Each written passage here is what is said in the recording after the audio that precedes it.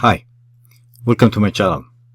Today we have another problem about the kernel, and in short I'm calling it which one belongs. Let's see the problem and get started. Consider the transformation t that takes you from r cubed to r to the second divided by t of x equals a of x, where A is the matrix of transformation, given by the 2 by 3 with the numbers as you could see. Find t of x and determine whether these x's, each one of them is in the kernel of t. So I'm calling them ABC, and later on I'll just refer to ABC. So we have the transformation AX. We're going from r to the third to r to the second. And we need to find t of x and determine whether each of these x's belong to the kernel. And I have A and B and C. To remind you about the kernel by definition is the set of V, the vectors in V that takes you to 0. So T of V is 0. The outputs are 0. It's a set of all vectors V in capital V such that T of V is 0. All these vectors in V that gets outputs to 0 in W will form the kernel set, which is a subset of V, the inputs right here. Now back to the problem. We're going to write the transformation AX right here. We're going to set it equal to 0. If we set it equal to 0, we end up solving for the variables x1, x2, x3. But since the problem is simply saying if 7, 5, negative 1 belongs to the kernel, let's see if we apply the transformation. We take this x, multiply it by A as AX. Notice the dimensions. This is a 2 by 3, and this is a 3 by 1. The vector belongs to r to the third. It's a 3 by 1. And when you do the math right here, you end up with a matrix of 2 by 1, which belongs to r to the second. And we know how to multiply. 2 by 1 means 2 rows, 1 column. This is one number, and this is one number. To get the first number, you multiply the first row by the first column. 1 gets multiplied by 7, negative 1 gets multiplied by 5, 2 gets multiplied by negative 1, and you add them up. Same thing for the second term. 1 times 7, as you could see right there, negative 2 times 5 down below, and negative 3 times 5, which is negative 3 times negative 1. Do the math, and I end up with 7, negative 5, negative 2, 7, negative 10, and positive 3. And that simplifies to a 2 by 1 matrix, or a vector of 0, 0, which belongs to r to the second. Now since this is my input under the transformation AX, where A is the matrix of transformation, and the output came up to be 0, 0, that means by the definition of the kernel that this belongs to the kernel, this vector x. So we have r to the third to r to the second, and 7, 5, negative 1 took me to 0, 0, as you could see right there. So we are going from r to the third to r to the second. 7, 5, negative 1 belongs to the kernel. Same process, we're going to do it for part B and part C. Part B. To apply this x to the transformation defined where A is given, we just multiply A times x, same idea, and it simplifies to -2 and 3. I'm skipping the steps of calculations, and as you could see, I try my best to write notes and organize notes and save you time from watching a lengthy video. I noticed that from teaching on the whiteboard. Once the whiteboard is filled with clean notes and all in one page, I do notice that some students would like to take a picture of it, and that's why I am coming with this idea that puts all the notes in one page, and instead of writing and taking your time, I have my notes ahead of time. Let's move on. So what does that mean, -2 and 3? Well, we went from this using the transformation and the matrix of transformation, and we got -2, 3, which is not 0, 0. That does not equal to 0, 0. Meaning, this vector right there in part P does not belong to the kernel. As simple as that. Let's take care of the third one. So we have 35, 25, -5. We apply the kernel. We apply the transformation. So multiply A times X. Simplify to 0, 0. You could double check the math, same way I did it right there. Meaning that under the transformation took me to 0, 0 and r to the second, which means it belongs to the kernel. Now, I would say I'm done with this problem, but because the kernel has more thoughts and ideas in it, not just the transformation, I'm building more videos for that, and I noticed that there's more views on this topic, so I'm building new videos with more examples, and it covers more aspects than the kernel. It talks about the range, the dimension, the general nullity theorem, and there is more. So let's keep going. I'm extending this video beyond this slide to cover more concepts of the kernel. So here we go. What's the definition of the kernel? We're going from V to W as a linear transformation defined by the kernel as V belongs to V such that the outputs are 0. Is the set of all vectors V that belongs to V such that T of V equals 0. That's another way to say it. And takes you from all the vectors after you apply the transformation to one output, which is 0. And the kernel is a subset of V. In matrix transformation, we are going from R to the N to R to the M, where T of X equals AX. A is the matrix of transformation. Notice right here, the size of the matrix A will be M by N, and M is taken from here, and N is taken from here. This is just like a concept or a note that you want to keep in mind to stay focused and avoid mistakes. So the matrix is with the size of M by N will be multiplied by a vector X that belongs to my inputs, a size of M by 1, which makes sense to write M by 1. Notice N agrees, and the new dimension of the matrix will be M by 1. Okay, that's gonna be in M, as you could see. So it adds up, and something to pay attention to.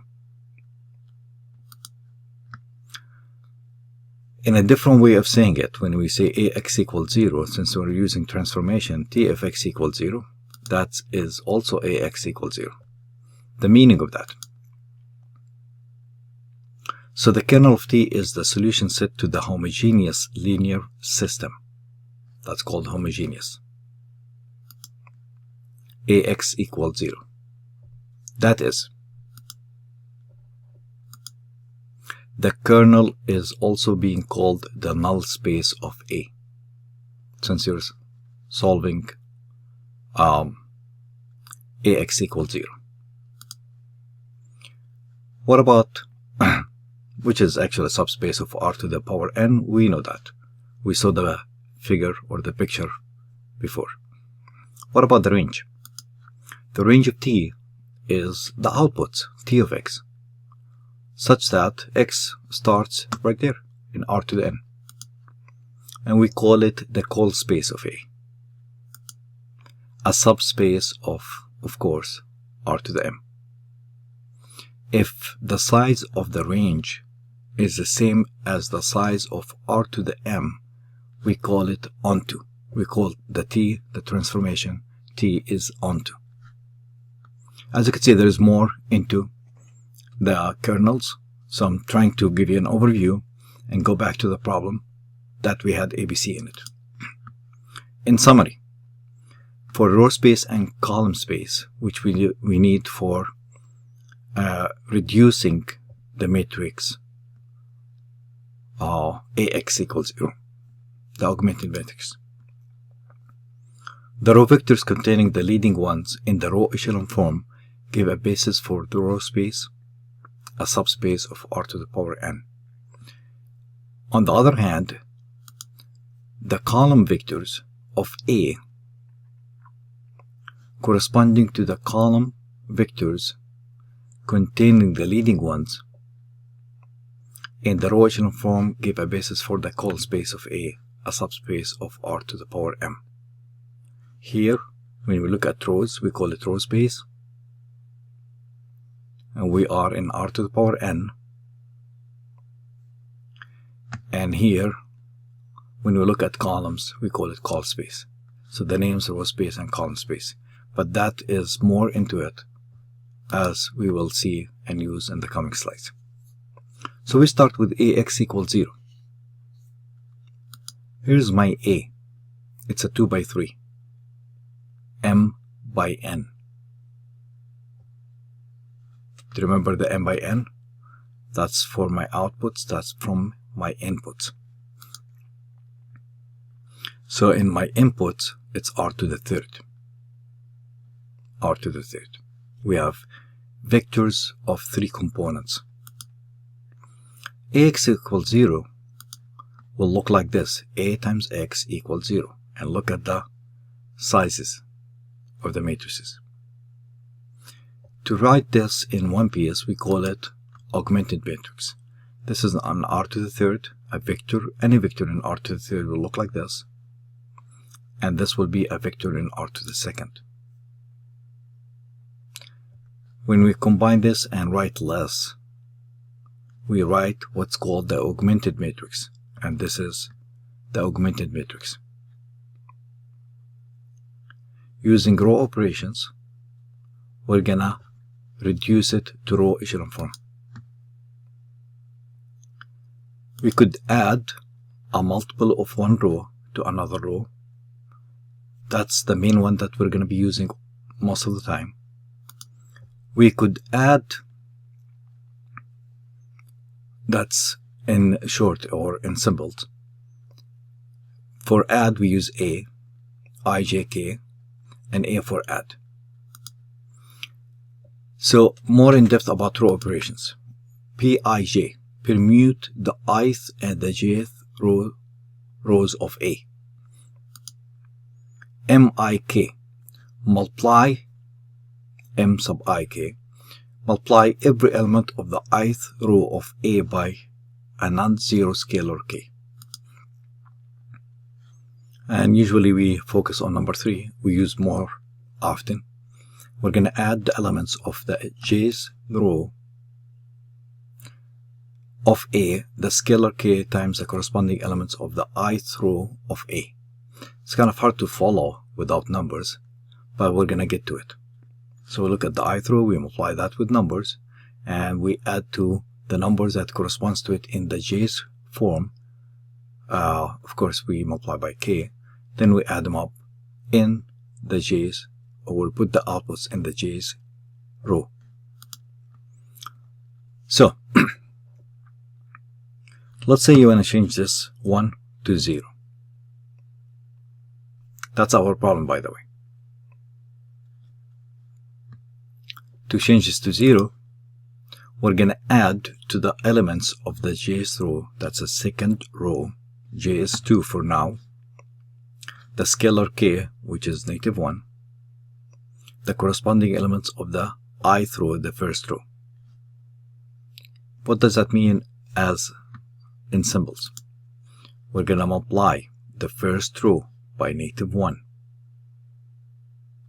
We're going to multiply the first row by -1. We're going to go to the second row, the jth row. We're going to add that to it and put it in the jth row or the second row. That's I, j, k. We're going to multiply the first row by -1. That's -1. Go to the second row and add that and keep it in the second row. So multiplying -1 by 1, we'll get -1, add it to 1, we'll get 0. And that's the first part. The 0 goes down right here. -1 times 1, add it to 1. -1 times 1, add it to 1.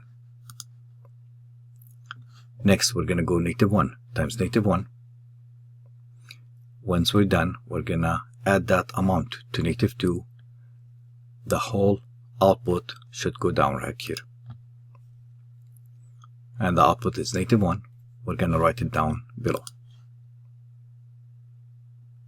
We keep going, -1 times 2. Add it to -3, and the final output will go down here, which is -5. Finally, when you multiply by 0 and add it to 0, it's not going to do anything. We write 0. Now this -1 needs to be +1. That's a reduced row echelon form. So we need to change this -1 to 1, and we're going to multiply the second row, that's m for multiply, by -1 and keep it there. -1 becomes 1. Of course, -5 becomes 5. Now we focus on this -1 to make it row echelon form. This is a leading 1. Anything above or below should be zeros. So we're going to change this to 0. And the way to do it, we're going to multiply the second row, that's my I, by 1, which is not going to do anything for now. And then we're going to go to the first row, that's my j, and add the result right there. By doing that, so we're going to end up with 0 here. Multiply by 1 for 5, it's going to make it 5. Add it to 2, that's 7, and keep it up there, and that's the 7. Those zeros won't get affected for now. So we started with A. We end up with the simplified row echelon form, and I'm highlighting that in red to show you that this is row echelon form, and there is no need to worry about the 7 and 5. As long as I have leading coefficient ones, 2 of them for 2 rows, I'm totally fine and done. This is called reduced row echelon form. In short, we call it RREF. But what does this translate to? It translates to 1x1 plus 0x2 plus 7x3 equals 0. Or in short, 1x1 plus 7x3 equals 0. Second row translates to 1x2, you don't need to mention the x1, plus 5x3 equals 0. If you solve both equations for x1 and x2, it looks like x1 and x2, they go together, and x2 and x3, they go together. So x3 is in common. What do I mean by this? We have x1 equals -7x3, and we have x2 equals -5x3. So this is the key element to see which one is a free variable. It looks like x1 depends on x3, and it looks like also at the same time that x2 depends on x3. So if I know x3, I know x1 and x2. If you give me x3 as, let's say, 2, I could find x1 by multiplying that by -7, and I could find x2 by multiplying the 2 by -5. So we let x3 be the free variable, we call it t, as a real number, and this translates to the following: x1 equals -70 and x2 equals -5t. So if I write my solution as x1, x2, x3 in terms of t, it will look like the following: x1 is -7t, x2 is -5t, where x3 is the free variable that we called it t. But there is more into this. We're gonna move on. So the kernel consists of vectors of this type, where t is a scalar, belongs to the set of real numbers. Let's take t as a common factor out. I'm underlining the t's to take it out as a common factor, which shows clearly the vector that spans the kernel. So the kernel of t will be spanned by one vector, which means the dimension is 1. And that means it's a line in space in R⁻³. So kernel of t is a one-dimensional subspace of R⁻³ spanned by the vector x equals -7, -5, and 1. Let's go to the range. Range of t is call space of A. Here's A one more time. We reduced it to the row echelon form, and we're revisiting it, focusing on the range. Even the problem doesn't talk about range, but I wanna cover more because I feel like students will benefit more from just like answering a short question, covering the call space, the range, the dimensions, and so on. So what's the range? The range, the column vectors of a corresponding of A corresponding, that is boxed, to the column vector containing the leading ones in the row echelon form give a basis for the call space A, which is a subspace of R⁻m. What do I mean by this? When you say corresponding to the leading ones in the row echelon form, those are the corresponding ones. So what the range is,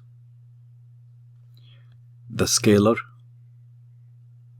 multiples of those two vectors, the spanning of these two vectors, where k and l are scalars in the set of real numbers.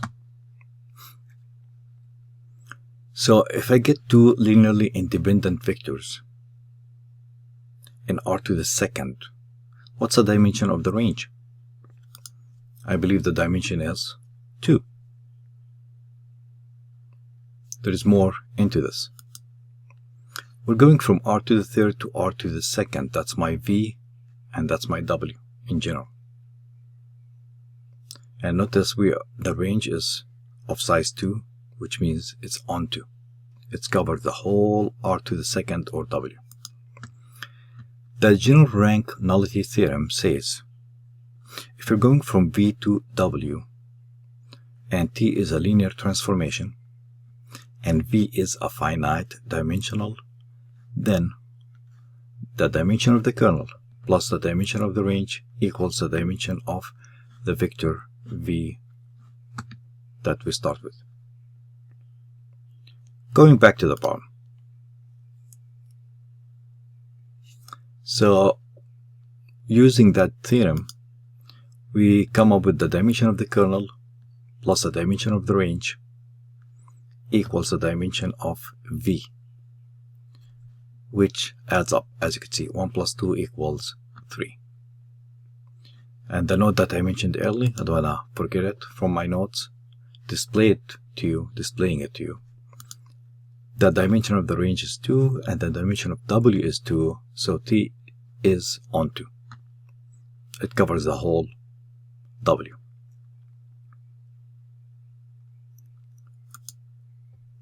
Range of t represents the whole r to the second. Let me give you a bonus for this.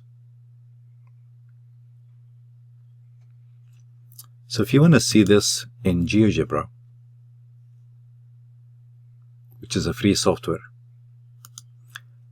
by typing E and O and building a line between E and O, this line right here represents the kernel. If you go back to the kernel, this is the basis, or the what forms the basis for the kernel, one dimension. -7, -5, and 1. So the vector that goes from 0, 0, 0 to -7, -5, 1 is the kernel. And to form a line, you just go to the line and build it by clicking on O and E. I do have a link which I will put it in the description below, that if you click on it, it will take you to this. By the way, just for your info, notice the colors, and if it doesn't show XYZ, it's RGB. Red for X, green for Y, and blue for Z, if it doesn't display it. Let's see more by going back to the problem that has ABC. That's why I call this one E instead of A.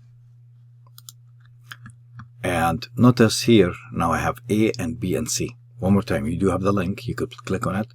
You could zoom in, zoom out once it opens with you, and you could rotate it. And notice the following. A belongs to the kernel. It's right there. B does not belong to the kernel, and C does belong to the kernel. Symbol graph adds more to the concept of which one belongs, and that's why I called my video the kernel of T and which one belongs. Thank you, and that should do it. So it's about close to half an hour. I don't want to make it lengthier than this, and I think it's I covered enough beyond what the example wants, and range, dimensions, and onto. Thank you. There's 3 more videos coming after this. Thank you. Okay, I'm gonna graph for you the kernel and the 3 points in 3D. But before I get started, I don't want to forget that once I access the file online and I do any adjustments to it, the link that I attached earlier won't be valid. So I'm gonna attach the updated link in the description below. This way you could click on it and access the same graph that you're gonna see now with me. So once I finish, I'm gonna save it, share the link, and put it in the description below.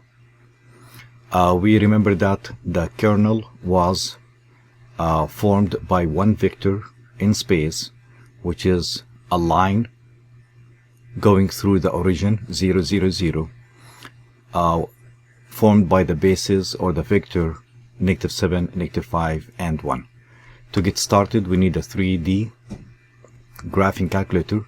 So let's go to the 3D graphing calculator, and now we are in 3D. Notice, as I mentioned earlier, that the XYZ are not marked. Which one is X, which one is Y, which one is Z. But if you forget, you could just always refer to it as RGB. Red for the X-axis, green for the Y-axis, and Z for the Z-axis. Let's go and label them. To go into settings, after you click on the gear icon right here, settings, X-axis, label, call it X, Y-axis, label, call it Y, and Z-axis, label, call it Z. And close this, and now we see it, Z and Y and X. It's kind of hard to look at it from the back. Usually we look at it this way, but you don't have to. That's an option. You could just rotate it away and zoom in and zoom out, but we don't want to spend the time doing stuff like that. I just want to let you know that this is X, this is Y, this is Z, and which follows the right hand rule. To get started, I'm gonna graph the first point E. I'm gonna call it E, not A, because I'm using ABC for the problem itself. Open parentheses, -7 and comma -5. Don't I make a mistake? I keep looking at my numbers. 1. Enter. It's already graphed, as you could see. You could label it also by going to the settings, but let's just keep going. We know that this is E and it's right there. The origin, I'm gonna call it O. I could call it something else, but I just wanna keep you focused. 0, 0, 0, enter. To make the line, which is our kernel that connects O and E, I'm gonna type a line here. Now notice when I type a line, it gives me options, and I don't want to go with so advanced ones now. We just want to go with the basics, which is point and point. We know that, so I'm gonna go with the first option. Open parentheses, I'm gonna type O, comma, type E, and enter. It already creates the line in slope-intercept form, which is B plus mx. This is kind of like a slope-intercept form, and you could rotate it and see it in 3D. You could play around with the settings and make this visible. You could take this gray area, which is the XY plane, out. You could show the grid as X's and Y's. You could change everything, but we need to move on. Point A was in the problem. I wrote plus by mistake. It's equal 7, 5, and -1, comma 7, comma 5 and -1. Here's -1. Enter. Let's go with B.